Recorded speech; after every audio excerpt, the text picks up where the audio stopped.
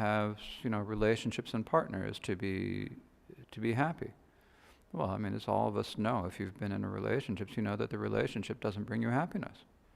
I mean, it's not necessarily a good or a bad thing, but it's a lot of work. It's not all a bed of roses. It's not as easy as you think. And often it can be a great source of suffering, especially these days when people get divorced at the drop of a hat. It's a very painful experience. And so that doesn't necessarily bring you happiness. Having children does not bring you happiness. It brings you a lot of work when they're little, a lot of stress when they're teenagers, and maybe a little bit of companionship later. And who knows if they're going to be around to help you when you're old or not. There's no guarantee of any of it. So you can't tell any of it. We think that getting a job and having a lot of money and trying to earn money is going to bring us happiness, but what does it do? I mean, rich people are not happy anymore, necessarily any happier than anyone else. Sometimes they're even less happy. So none of that works. So we need to practice the Dharma. So we need to change our mind from thinking about worldly things to practicing the Dharma. So changing the mind so that the mind becomes the Dharma. The way to do this is by remembering that we have this incredible opportunity as humans, because we can think, we can understand, we've come in contact with the Buddha's teachings, or not even necessarily the Buddhist teachings, any authentic tradition really, but in particular here, we come in contact with the Buddhist teachings. We can understand them, practice them, and do them. If we do that, they will bring us benefit. We have this precious opportunity to do it. But when you have a precious opportunity, it's only precious if you make it precious. You have a good opportunity to do something. If you don't do it, then it's not a good opportunity because you let it go by. If someone gives you $100 bill and you just stick it in your drawer and do nothing with it, it does you no good. Similarly, if you have the precious human body that we do now, this incredible opportunity, and you don't use it to do something now in this lifetime, when it comes to the moment of your death, where are you going to be? What are you going to do? Who knows what's going to happen next? And just when you go by the pure arithmetic, looking at the number of birds on this planet, we can see that there are 7 billion humans and gazillions of animals. Not even if you count, and if you count single-cell animals among the sentient beings, well, I don't know whether they're sentient or not, but if you count them as sentient, then it's even worse. So if you just leave it up to the odds at the time of death, then the chance of being human is far less than the chance of winning the lottery 5 weeks in a row. It's just bad math. So we've got to do something now while we have the chance. We also might think, well, I can wait till it's later on in life. When I retire, I'll have time. I can devote myself to Dharma practice. Well, you don't know if you're going to make it that long. I'm sure all of us know people who have passed by well before they should have. People who died in their teens or in their 30s, people who died in their friends who've died in their 40s, people who die in car crashes. I have a friend I knew who went to bed on Sunday night and didn't get up on Monday morning last week. Just died in her sleep. And we don't know when that's going to happen to us. So the longer we put it off, the less likely we're going to be able to do any Dharma practice. So you have to remember that if you want to take advantage of this precious opportunity that we have now, you have to do it now. Otherwise, who knows what's going to happen tomorrow? A few years ago, I was doing and one year I did a bunch of long life practices. And what I found when I was doing long life practice is that I became far more aware of the times when I came very close to getting hit by a car or perishing in some other way. I became much more aware of the threats to my life. I don't know if it did anything else. I mean, I don't know anything else about long life practice, but during that time when I was doing it, I was realizing, wow, that car was awfully close on more than one occasion. Well, in Nepal, it's like that all the time. So actually the chances of things going wrong are very high. We have no idea what's going to happen next. So if you want to make sure that at the moment that you pass away, that you're going to, if you leave it to chance, the chances are not good. But if you do something now, you can do something now. We have the opportunity now to do some Dharma practice, which means we have the opportunity to do good things, give up doing bad things, and to train our minds and to calm our minds. So if you, right now, if you take some time and you do a little bit of meditation, or you meditate on loving kindness or compassion, or you recite the mantra of Avalokiteshvara, Chenrezig, you recite Om Mani Padme Hum, with thoughts of loving kindness for other people. If you can do like 100,000 or 1,000,000 Mani mantras, which is less than it sounds actually, because there's such a short mantra. But if you do that, then you get to the time of your death, you can say, I did this. At least I did this. And you've got something that can give you confidence. If you have gone on and started doing other of the practices, some of you have started doing the preliminary practices, you say, okay. I mean, if it comes to tomorrow and you have started the preliminary practices, you can think to yourself at the time that I have done this many refuge and prostrations. I have done this many Vajrasattva mantras. I have done this. You can have confidence about that.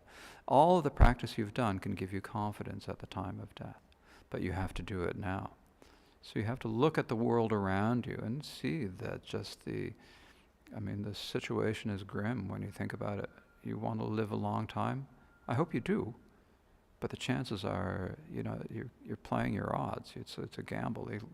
You're going to it's like going to a casino in a sense, to try to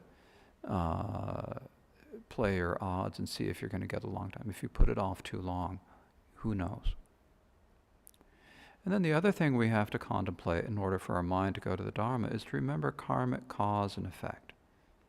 And karmic cause and effect means basically that our actions have consequences, and those consequences are more than just the immediate consequences. There are consequences that come back later, and often in future lifetimes. That means, on the one hand, it means that a lot of the things that happen to us in this lifetime happen to us just because of the mere circumstances of where we're born and how we're born. So these are things that happen to us because of our karma. And in general, since we're in good positions as humans who can think, who can walk, we have all our faculties. We're not blind or deaf. We can easily access the teachings. That's a result of karma. So if we want to be like that in the future, then we need to also do the things that are good. That means act out of loving kindness, out of compassion, to be generous, to help people, to avoid doing wrong actions, avoiding killing, stealing, and sexual misconduct and all those other harmful actions. In essence, avoiding anything that is motivated by greed or hatred or delusion, pride or envy or anger or any of those other what we call afflictions or negative mind states. So we have a chance. So karmic cause and effect, I think we often misunderstand it as meaning fate. There's nothing you can do about it. But it doesn't mean that. It's not the same as, in the Western tradition, we have the Greek myth of the three fates, they've got everyone's fate recorded in some book, and when it comes time for you to die, they cut the thread, and that's it. You have no choice. Karmic cause and effect is much more complicated. Yes, there are things that the previous beings in the past have done that will ripen on us in this lifetime. They aren't things that we have done because that being in a previous lifetime isn't us, but the things that they did affect us now. And so the things that we do now can affect what will happen to us or the future beings in our continuum. And so we want them to be good. And so if you act good, if you have good mind states, and this is important. So karma is all about taking control of your life. And then the fourth thing is remembering the nature of samsara and the fact that no matter what we do in this lifetime, in the end it's going to come down to suffering. There are things in this lifetime that are just out and out suffering: illness, aging, memory loss, disease. Birth, of course, is very painful. We've already been through that for this lifetime, but we'll have to go through it in the future. Death. These are the great sufferings. The suffering of not getting things you want, the suffering of getting things you don't want, losing the things that you love. And then just there's the pervasive suffering of just the continual disease of this world being different than how we expect it to be. Suffering of formation. Things are continually changing, and there's nothing real and solid about anything. And this is different than what we expect, and therefore it causes us really subtle suffering. So these are the different types of sufferings we experience. And no matter where you are born in samsara, it's going to be the same. So these are what we need to contemplate in order for our mind to become the Dharma. In other words, to change from thinking in a worldly way to thinking in a Dharma way. The Dharma way of thinking is that you forget about this lifetime. Give up on this lifetime. Whatever happens in this lifetime happens. Let it happen. Okay, so I get hit by a bus, fine, but I'm going to devote myself to practicing the Dharma. I'm going to end up poor, fine, but I'm going to devote myself to the Dharma. Whatever happens does. I'm not going to worry about it. I'm going to worry about the future. Developing my capacity as much as I can in the future. Now, the funny thing about that is that the less you care about this lifetime, the easier this lifetime is. You mean if you really care about these things, like you have a really nice car, you like your car. And if you're attached to it in this lifetime, if your car is stolen, it's like, oh no, my nice car, my Tesla has been stolen, what am I going to do? If it's like, yeah, my car's gone, but that's okay, I'm going to practice Dharma, then you're fine. If you're really attached to it, it's like, I've lost it, how am I going to buy a new one? Is the insurance going to cover enough? You've got all these worries that come with it. Whereas if it's like you just don't care about this lifetime, no matter what happens now, you will be okay.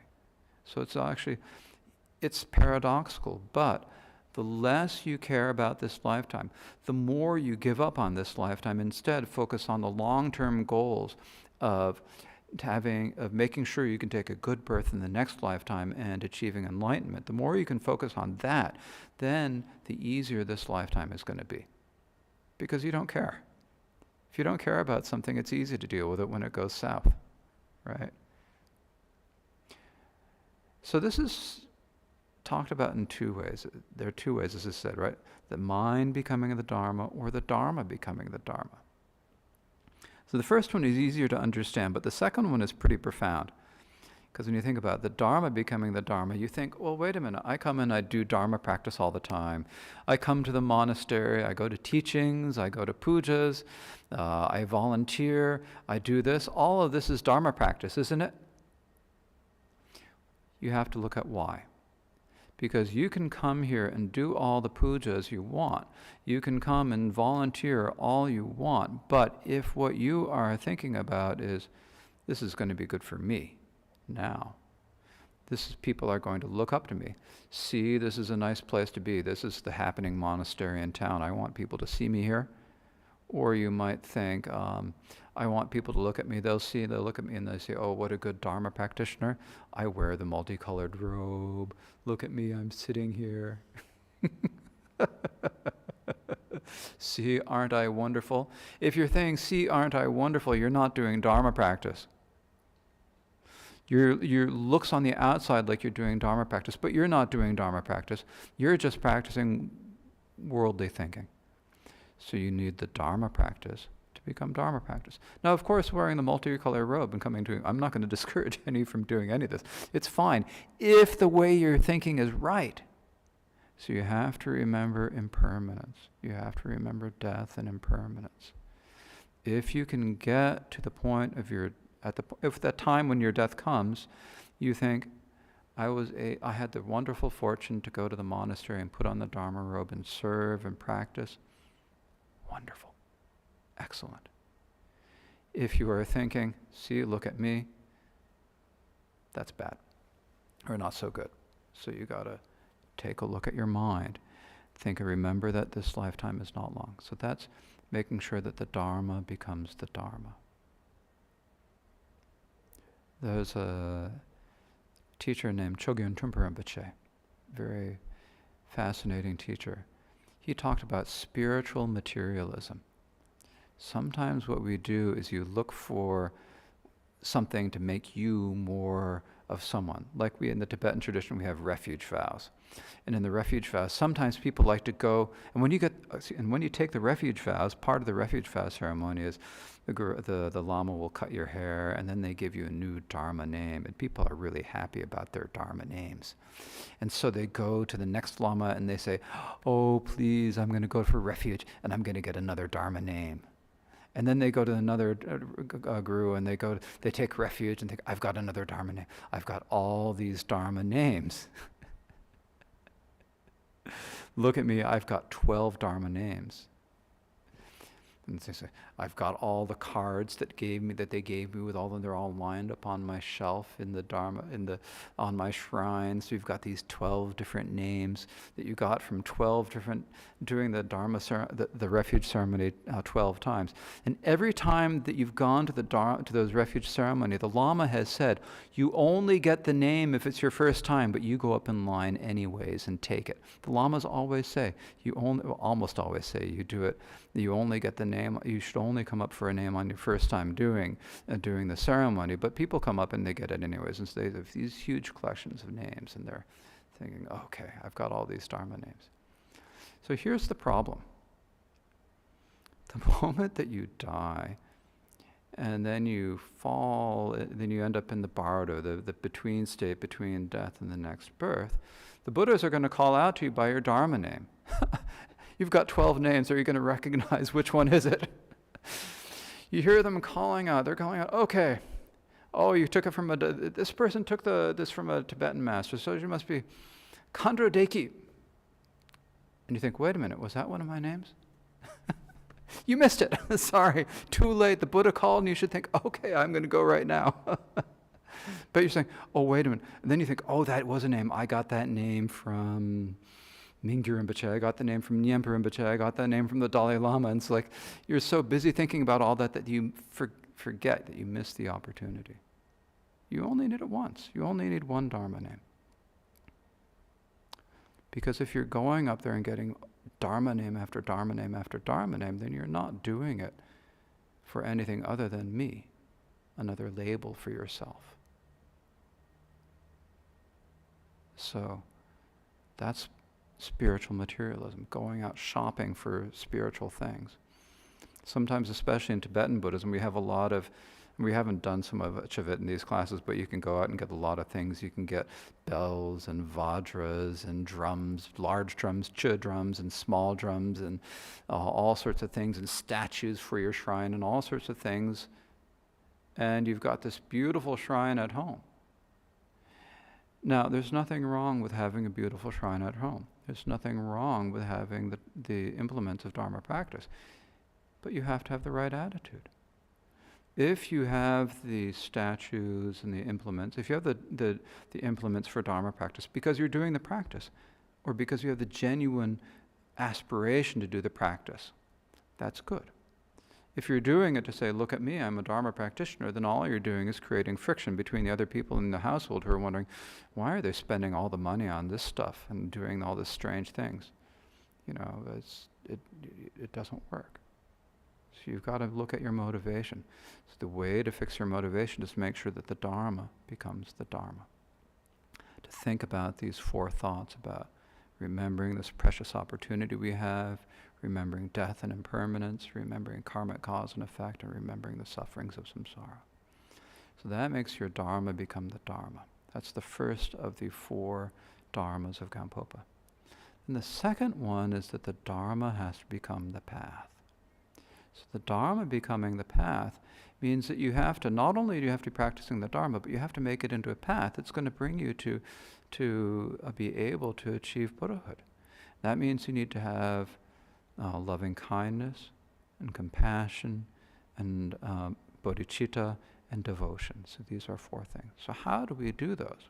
Well, we do this in the Tibetan tradition by doing the 4 special preliminary practices that some of you have heard about. We do the practice of refuge and bodhicitta, which involves doing a lot of prostrations while reciting the refuge prayer, and then also taking the bodhisattva vow.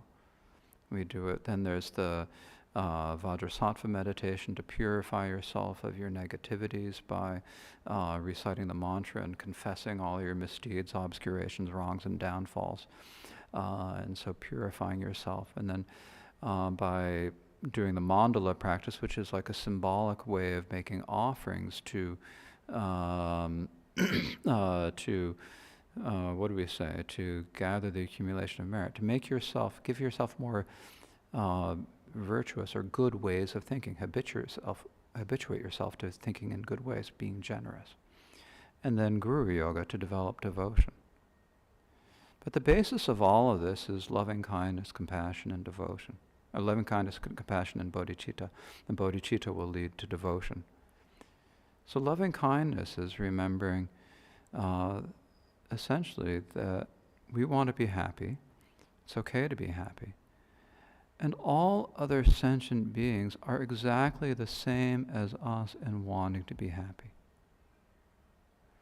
Now, they may not know how to make themselves happy. In fact, we may not know ourselves how to make ourselves happy. But the basic thing is that everyone wants to be happy. All humans want to find happiness in some way. All animals are the same. Animals, if you give them some food, what do? They come and they get the food. Why? Because it gives them pleasure to eat. It makes them feel better to eat. Even the smallest animals, you can look at ants or mosquitoes. They're the same as us. And that's the first thing. So that's loving kindness. And that's the wanting to be happy.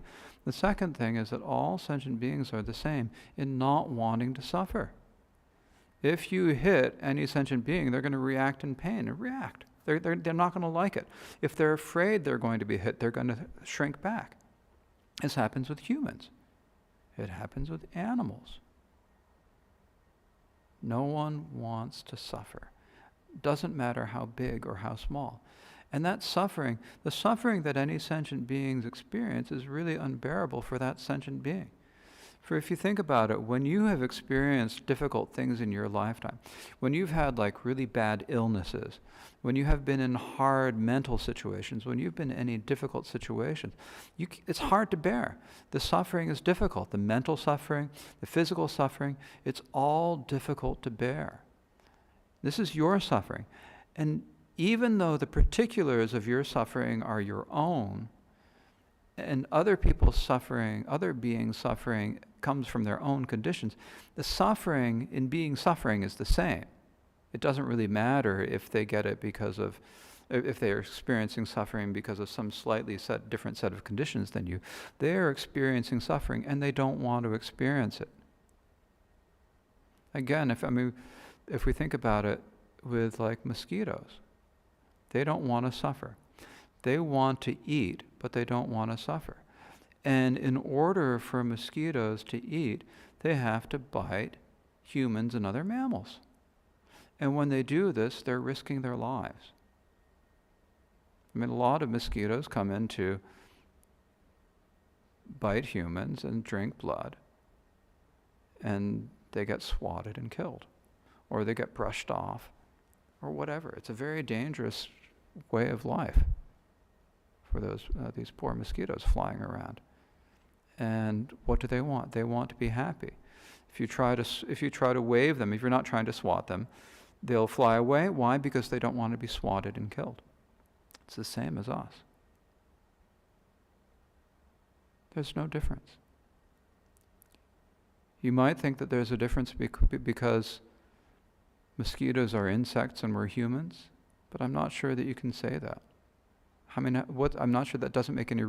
They experience pain just as we do. When you watch a fish who's pulled out of the water, the fish writhes around and is obviously in pain. If you look at insects who have been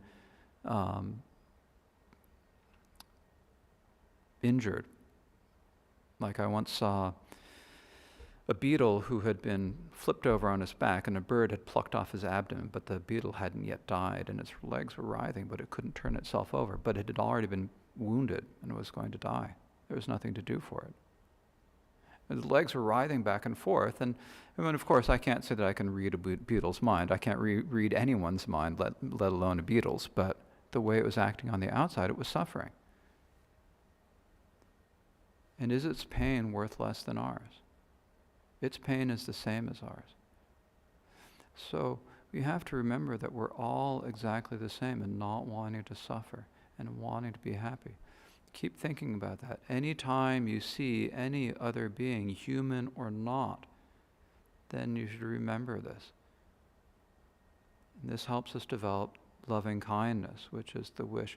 They want to be happy, and wouldn't it be nice to make them happy? Wouldn't it be nice to be able to free them from suffering? Give them something to protect them somehow? This is that's loving kindness, and compassion is protecting or freeing beings from suffering. Like the world news these days is filled with the stories of war. Of course, there have been always lots of wars going on, but right now this particular one is in the news more for various reasons. And all the people in that war are essentially the same as us. They want to be happy, but they don't know how to achieve happiness, and so they end up getting sent into war. They think that fighting is going to make them happier, and if they don't die, then actually they're going to end up accumulating bad karma. It's a very, very difficult situation for those people who are stuck in that situation. So you can have compassion for the soldiers on both sides, because they're all suffering, experiencing suffering now, and accumulating the causes of creating the cause or performing the causes of future suffering now. So we have to think about this. We're all sentient beings. It's easiest to think about this first with the people who are close to you. So like your family. Often in Tibetan Buddhism, we start talking about start this sort of meditation thinking about your mother, because most of us feel gratitude towards our mothers, right? So you think about your mother and think about, wouldn't it be wonderful if she were happy? What can I do to help her? What can I do to protect her from suffering? And then as you begin to feel true, uncontrived love for your mother, then you can think about, what about your father, your siblings, your other family members? Then you can think about your friends, then your whole community, the local area. Then you can think about the whole town, the whole city. You can think about everyone in Canada. You can start thinking about animals in Canada. You can think about people on this continent, people in the world, people in all worlds. You start from small, and you think more and more out. And so you can begin to feel unconditioned love for any sentient being the same as you would feel for your mother. That's the ideal of the loving kindness practice. And as you do that, as you feel that loving kindness, as you feel the compassion, then when you think about it, we can do things to benefit sentient beings now. For example, if a mosquito comes and lands on your arm, you can say, okay, I'll let you eat now. I'll scratch a little bit later, but I'll wait until you're done and then I'll scratch. And then the mosquito flies away. Its abdomen is filled with blood. It's presumably satiated, satisfied. But you've only fed it for one day. Actually, I don't know how often mosquitoes eat, but you've only fed it for a short period of time. So you begin to think, what can we do to really bring them to lasting happiness? And that's to give them the gift of Dharma, to practice the Dharma. In order to do that, we need to be able to realize the Dharma. So you have bodhicitta, the wish to benefit all sentient beings. It really comes out of the love of recognizing that we and all sentient beings are the same. And then, in a sense, to be able to treasure other sentient beings more than yourself, so that instead of the most important three people being me, myself, and I, the most important three people are you, yourself, and you. Well, that's, I guess, only two. You and yourself. You, yourself, they, and them. All of them are more important than me, myself, and I. And when you can really think that way, then you have like this really strong foundation. It gives you confidence. That brings the bodhicitta, the wish to bring all sentient beings to the state of Buddhahood, the state of lasting happiness. When you have that wish of Buddhahood, then the people who teach you how to go there become incredibly precious to you. The people who give you instructions. You follow the practices that they do, and at first you don't really know what they're telling you. Is it going to work or not? Like, I met Rinpoche at first, and it's like, I don't know, is this going to work or not? But I did what he said, and it helped. And it ended up being ultimately very, very clear to me that if he made the decisions, and I stopped thinking for myself, that I was far better off. You realize that there are people who know better what you do for you. So people like, a lot of people have followed Dungse Lama Pema's advice and got a lot of benefit from doing that. You do what he instructs you, you will make progress. It's up to you, but it will work. And so when that happens, then you start feeling devotion.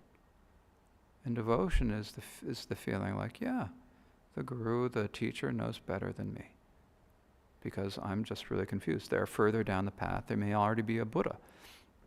And so you follow their instructions, and the more you follow their instructions, the more benefit you see, and the more benefit you see from it, then the devotion naturally comes out stronger and stronger. Now, devotion is really important, because when you're feeling strong devotion, then it's like it's a very powerful, positive, powerful mental state. So when that's going on, it's a very strong and clear. It becomes much easier to see what's actually going on in your mind. So these two things are very important. The compassion and devotion are really important for our practice.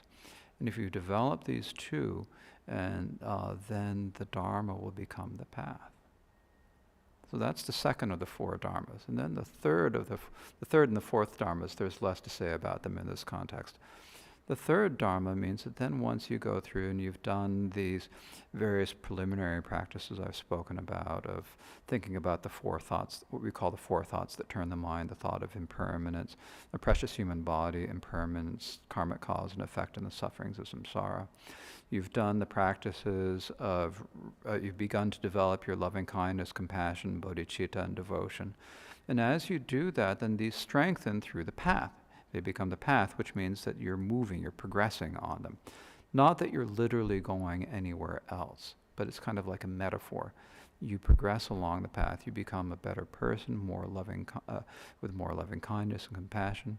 As you do so, you become less attached to this life, you become more kind and compassionate to other sentient beings, your bodhicitta increases, your devotion increases, and you begin to then cut through all of the obscurations that hide your own true nature from you.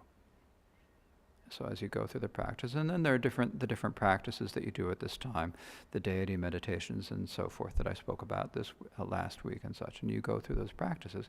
And then eventually, when you get to the point where you finally actually see your own, the nature of your own mind, your Buddha nature, then that's when confusion arises as wisdom. It's like, oh, this is what it is.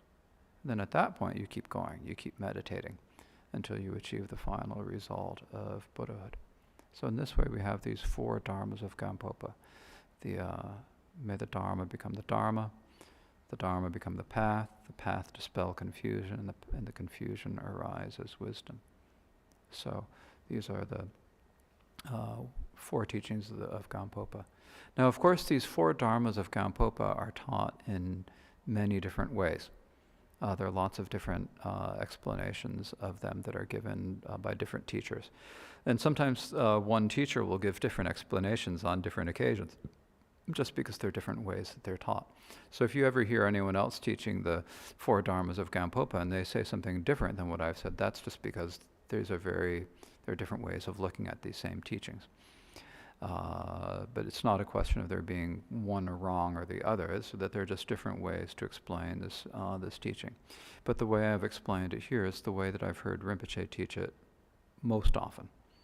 Sometimes I've heard him teach it differently, and he has a book that describes them differently. So there are just different ways that they're presented in different contexts and for different people. But that's the basic point. So I think that's enough blather on my end, and perhaps you all might have some questions.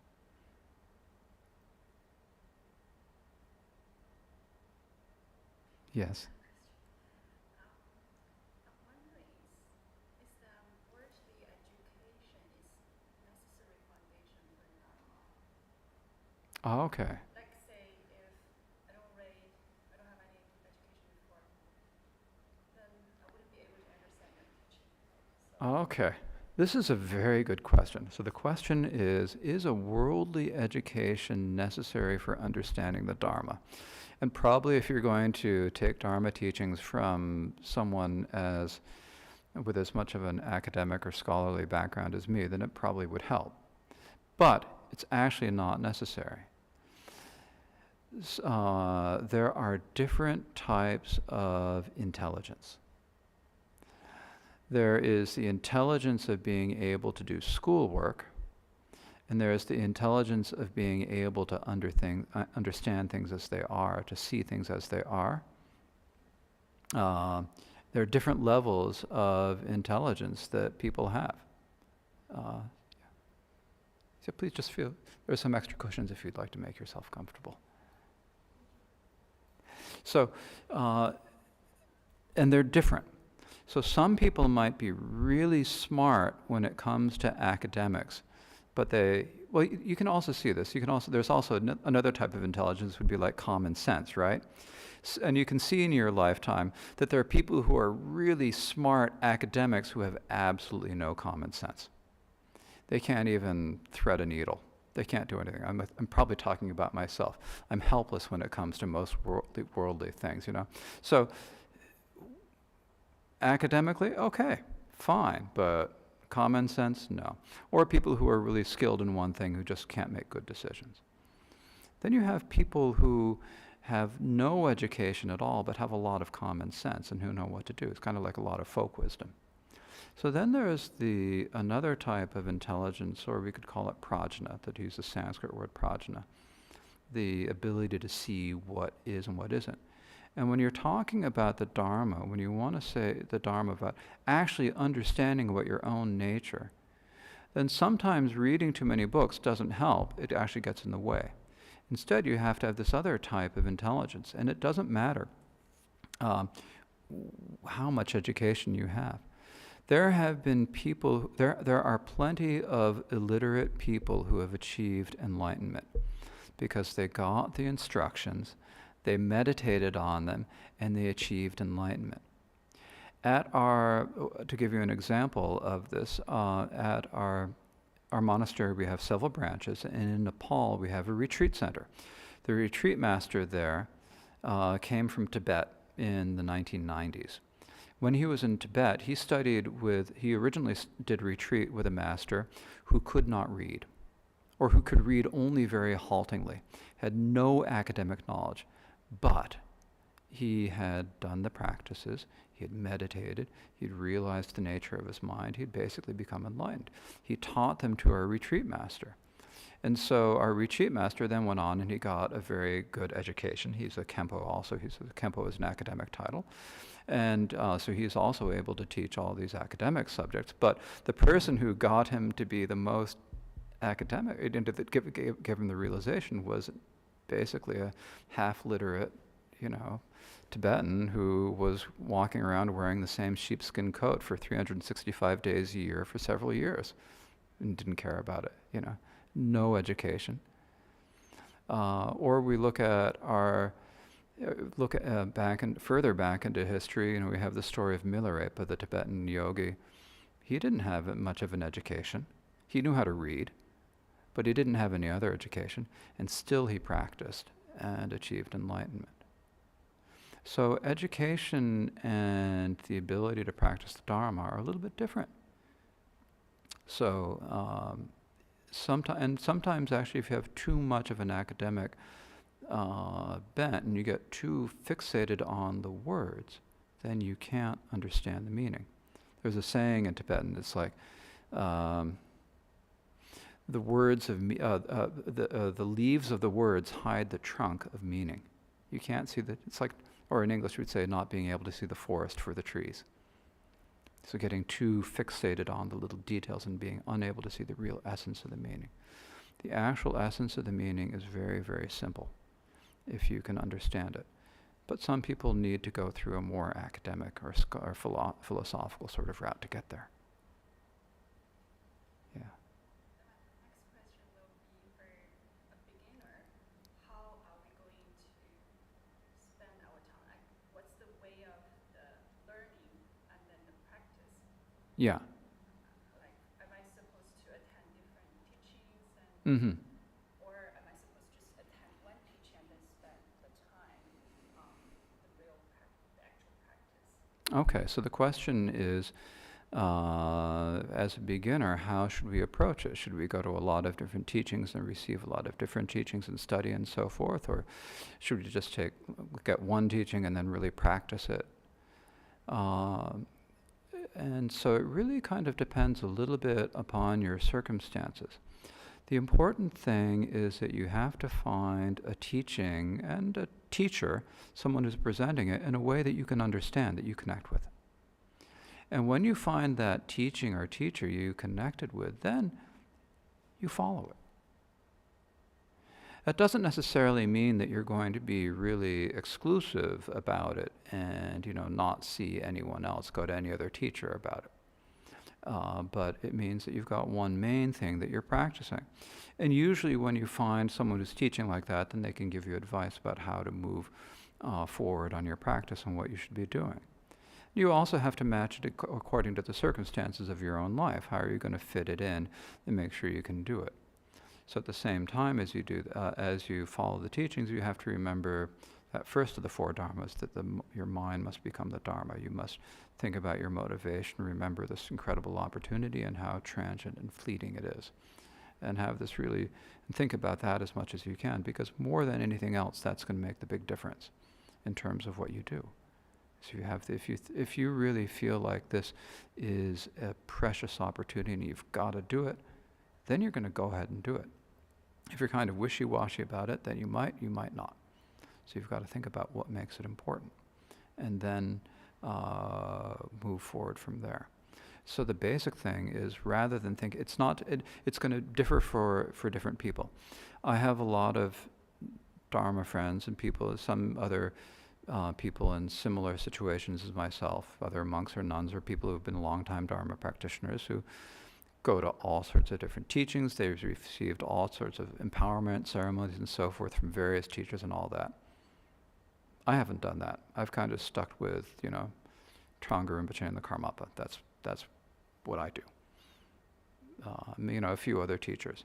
I'm not going to go off and see, all these other teachers and other lineages the way other people do.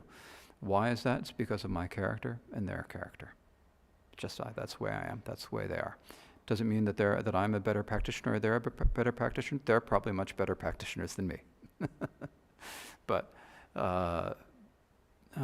it really goes with your own personality, so to speak. But either way, you have to make sure that your mind becomes the Dharma. Make sure that you really feel some sort of urgency about taking this precious opportunity. And if you think about that, then no matter what you do or how you do it, it'll work well. Yes?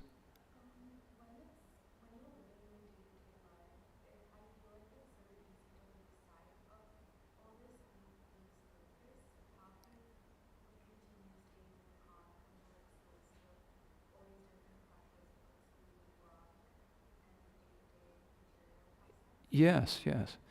Well, this is a very good question, and there are different ways for different people to do it. You don't necessarily have to go off and become a nun or a monk, or go off and become a yogi in a cave to practice the Dharma. There are a lot of people who manage to do it in the household lifestyle. So, and it's the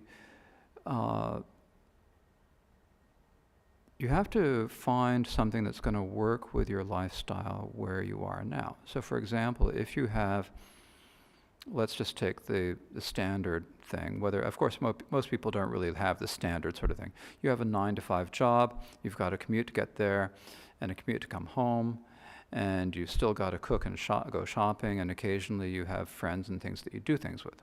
So that adds up to be a fair amount of time every day. Now, in the course of that time, you do have some downtime, and you also have a lot of time to observe what's going on around you. So you take that time, maybe not as a time to do any sort of formal sort of Dharma practice, but to look and see life around you. When you listen to the news and you hear about this person died, that person died. When you hear about your coworkers, this person got sick, this other person happened. You think about all these things that happen in life. You have to remember that the nature of our lives is that we're going to experience sickness, aging, and death. And so remembering that, and looking at life. The Tibetan master Milarepa said, "I've never studied texts and inks. All that appears and exists is my books." So you look at what's happening in your lifetime. And if you look at your lifetime, you will see that everything is impermanent and changing. There's nothing that is not impermanent and changing. Things you thought you could count on are different in a day or a year or 10 years. So you always watch that in your daily life. When you have time, then you can think about things, bring to mind the ideas of loving kindness, like we were speaking a few moments ago about remembering that all beings are the same and wanting to be happy and not wanting to suffer. So when you see people doing things, like you're interacting with coworkers and you see someone doing something stupid, you can remember, oh, they're doing it because they want to be happy. They may be completely confused, but they want to be happy. They don't want to suffer. And when you step back and think about it in this way, then actually it makes it easier for you to approach that person and help them, be more helpful. They might be beyond help. You might be able to realize it better at that point too. So you take these contemplations into your daily life. And another thing you can do is then add some, a little bit of formal meditation practice to your life as well, as it fits in. For a lot of people, this would be like you wake up in the morning and you then do a bit of meditation practice in the morning before breakfast. So this again depends upon your circumstances. If you have small children, this is not so easy. So you have to fit it with your circumstances. One of the things that I think is actually the most impressive about this monastery is not the monks. It's not Lama Pema, it's not the monks. It's actually the way a lot of the people who come to this monastery regularly have done exactly what you're talking about. They've decided this is important. They've found a way to fit it into their into their lifestyles, and they're putting the time in to do their Dharma practice, and they are making benefit, or they're making progress, and they're getting benefit out of their practice. This is a sign that they're actually doing it. So this is what we have to do. And of course, everyone's in different life circumstances, but the main thing is you pick something you can do, and you do it. When you find you can do that thing, you start with something you can do, then you realize that you can do it, and then you feel a little bit more confidence so you can expand it. You start out thinking, oh, I can do 10 minutes of meditation in the morning, and realize, oh, it's easy, I could do 20.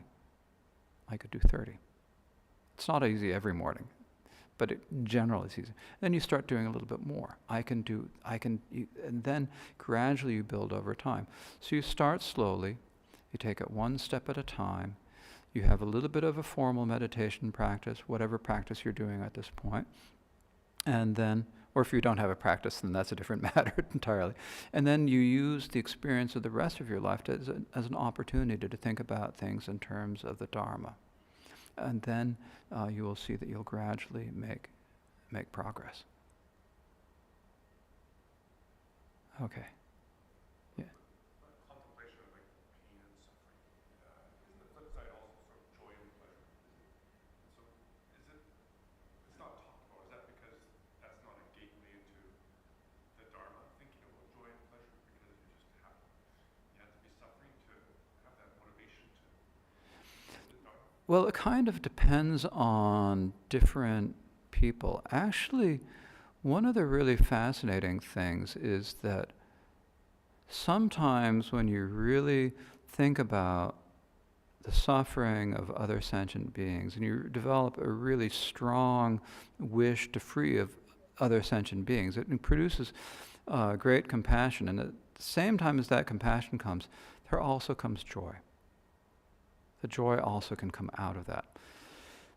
In the Theravada practice, they often talk about joy. Piti, in this the Pali word, they talk about joy as an important factor on the path, a factor in meditation. And it is beneficial. We don't emphasize it so much in the Tibetan, because what usually happens is when you start thinking about joy, often you get attached to the joy of worldly, temporary things that is perishable and is not going to bring you a long-term benefit. So we need to do something to turn our mind away from the worldly joys, instead think about the joys that come from Dharma practice.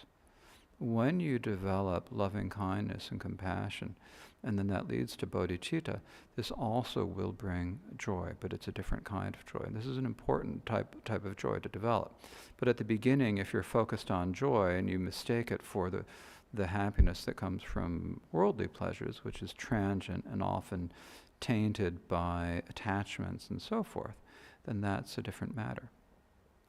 But everyone has their own personality. And so when you think about it in terms of compassion, the joy that comes from compassion is thinking that you want to help sentient beings become free of suffering, and it is possible to develop that capacity. That brings a lot of joy. Yes?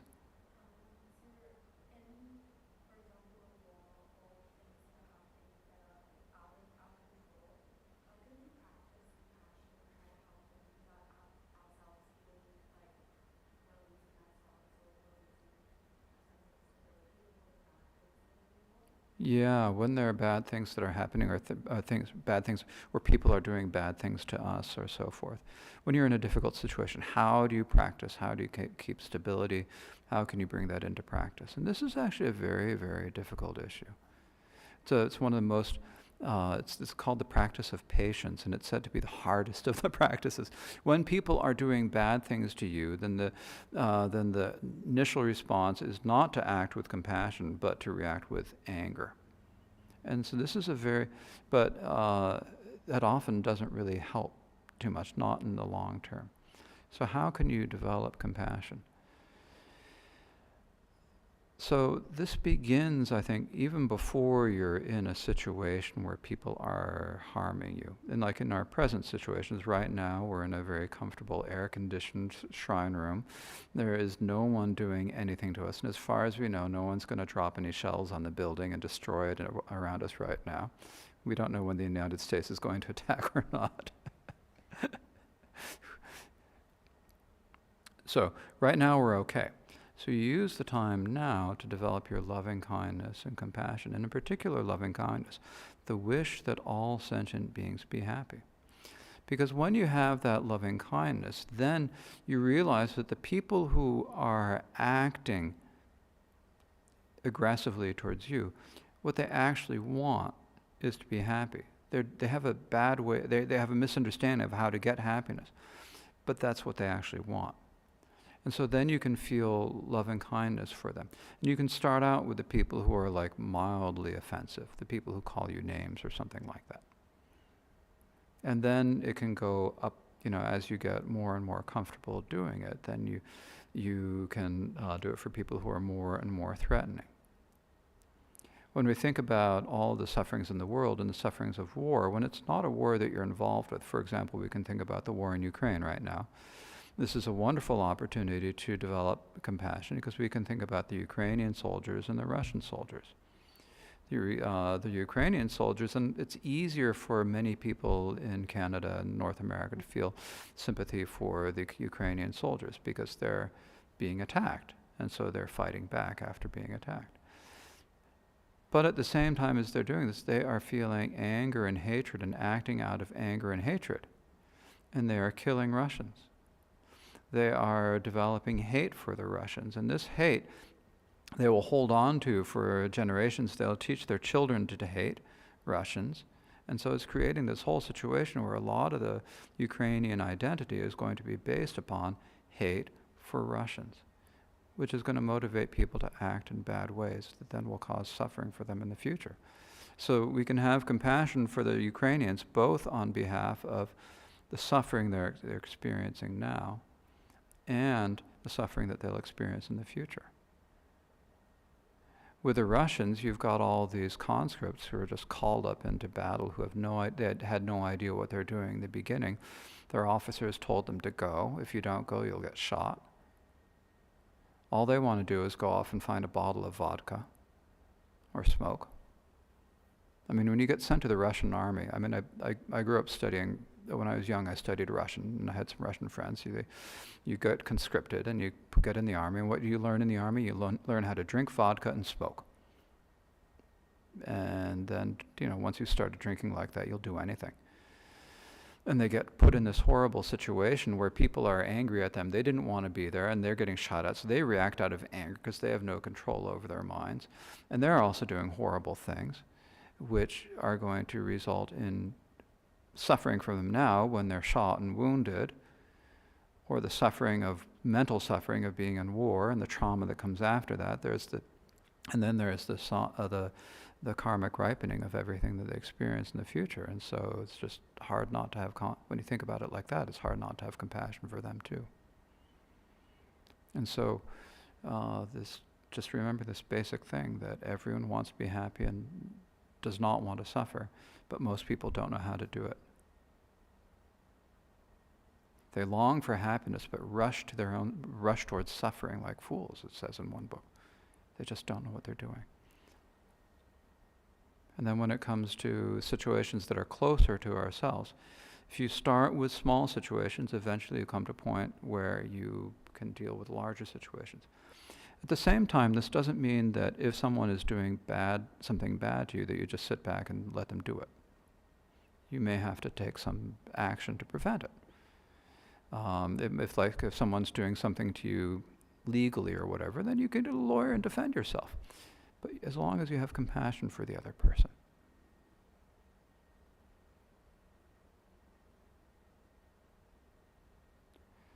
Oh, one more question. Okay. You talk about the confidence at the death. Yes. I'm wondering if there's going to be a sign, like you feel your joy or your fear is going death, or you just said to yourself, because I've finished preliminary practice, I've finished so many mantras, I've finished so many practice, I'm supposed to be confident for the death. Oh, okay. Yeah. Or the confidence is a sign, or Right. in front of you, or it's just you talk to yourself. It's just a feeling. Yeah, so the question is about, as I mentioned earlier, one of the benefits of doing Dharma practice is that at the time of death, that it gives you confidence. So how does this work, basically? Is it something that you're kind of remembering, kind of like a superficial mental thing, or is it something, confidence that comes from within? So the point that the point that we go through, what do we say? At the time of death, the most important thing at the time of death is to have a calm mind. And if possible, to have a mind filled with love, compassion, and bodhicitta, because that moment of death is a very, very potent point, because that's what determines what direction you're going to go afterwards. If your mind is filled with love at the moment of death, then you will go in a good direction. If your mind is filled with anger and fear at the time of death, then it's much harder. Much harder. It's a very important point. So no matter what your karma from the past was, if your mind at that moment when you pass away is peaceful, filled with love and compassion, then the chances of you going on to something better are far higher. So that's the main thing. And when you have done Dharma practice in this lifetime, not even just Buddhist Dharma practice, even if you're a Christian and you have really strong faith and you can recall that at the moment of death, that's going to benefit you because it's a really powerful, strong mental state at the time of death. It's a positive state. If you have love for all sentient beings, if your mind is filled with love at the moment of death, then that is good. If you're a Hindu and you're like Gandhi remembering the god Ram at the moment of death, this is going to help you at that moment because your mind is put in a positive state. So when you remember this, you can rejoice. Like, I had the opportunity to do this Dharma practice. I recited a million Mani mantras. I recited this. I did this practice or that practice. I did what I could. I helped. I served. I tried to develop loving kindness and compassion. Even if I didn't become a Buddha, at least I did something. That gives you a basis to feel confidence. And then that, as you move on through through death and then the stages that come after with that, will give you real benefit. But the main thing is that you want to be able to feel calm and feel love, compassion, and bodhicitta at the moment of death. And if you do so, then you'll have much better chances, shall we say. So I think that is enough for today on the talking. And we've gone beyond the point where we'd normally do meditation. Let's do 5 minutes of meditation, but before we do that, I want to, some of you may already know, but next Sunday morning, is it the 25th or today is it today? Today is the 17th, so the 25th. On the 25th in the morning, Dungse Lama Pema should be giving the Refuge Fouls and the Chenrezig Empowerment. And he's doing it for the Manjushri class, but everyone is welcome. So if any of you want to come and participate in that, you are of course welcome to come. Now, the refuge vows are the vows that you take as when you first decide that you really want to be a Buddhist. And I haven't spoken about them much now. And I don't know that I'll have an opportunity to before that. If you want to, if you are interested in maybe taking the refuge vows and you haven't taken them before, then I'm happy to speak to any of you. If you can speak at the office about making a time, or we can set up a time to do it if you're interested. And then the empowerment for Chenrezig is an empowerment ceremony is something we do in Tibetan Buddhist tradition. It's a way of basically of introducing you to your own true nature as the deity. When we think about like the Bodhisattva like Chenrezig, he's the embodiment of the compassion of all the Buddhas. But we all have Buddha nature. So that's essentially our own nature as well. I've already spoken about this a bunch. Some of you came later, so you might not have heard as much. It might sound like hocus pocus, but our own natures are, we have all the qualities and potential of a Buddha. And so the empowerment ceremony is a way that it can be introduced to us by symbolic means. So that'll be happening a week from tomorrow morning. I just wanted to let you all know about that. And if you're interested and need more information, we can work something out so you can learn that. Next Saturday afternoon is the 29th day of the Tibetan month. We'll be having our Mahakala practice instead of the regular Saturday lecture next week. So if you're interested in sometimes coming to a puja, you get a different sort of feeling about how things are. So you might, if you've never been to one, you might consider coming and seeing what you think. Okay. It's 5 of 3, so we've got a couple minutes. Let's just do a few minutes of meditation. So let's sit comfortably, sit up straight. Of course, we've already been sitting for a long time, so but relax. open your eyes and look down. Just look in the space kind of vaguely down in front of yourself.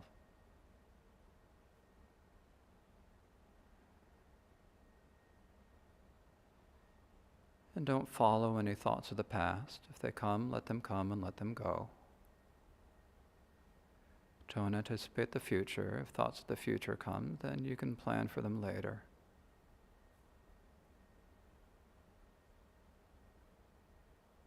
Just rest in the present moment as it is, not altering it.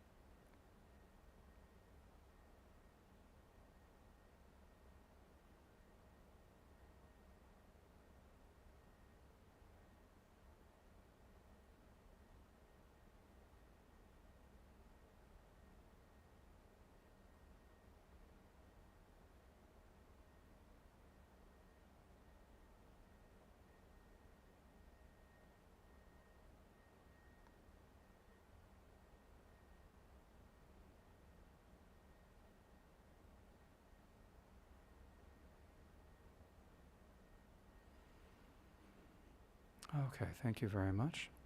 So we will close this session as usual with the dedication of merit, which is on page 217 of our aspiration booklet. So what this prayer is, when you have done something good, then we want to make sure that we can sustain it, right? We can keep it going forward.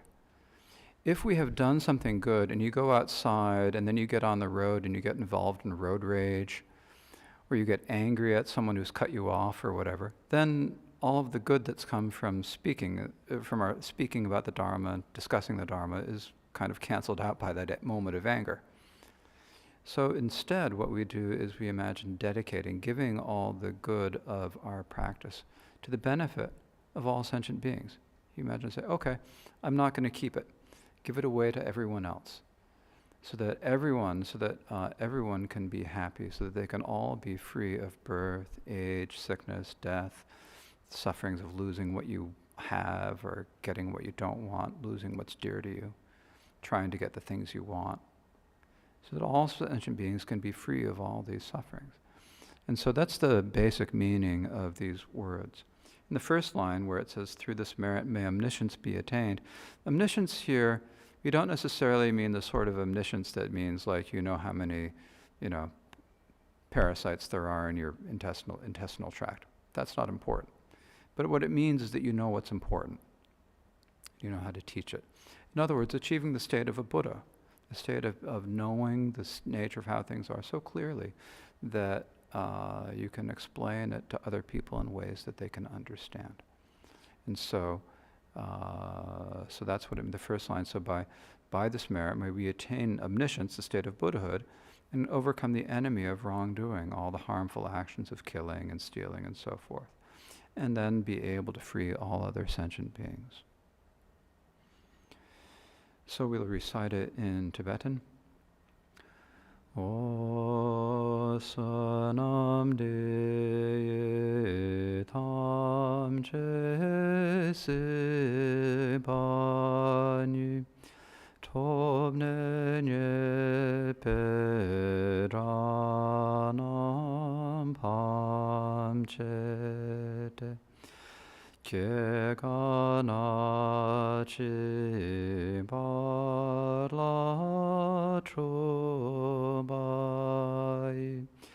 Sipetsoledro kunyodrosho. Okay, so thank you very much. I wish you all a good rest of the afternoon, a good week, and however. And so usually we have tea downstairs at 3 p.m., so if you'd like to stay for tea downstairs, we have that.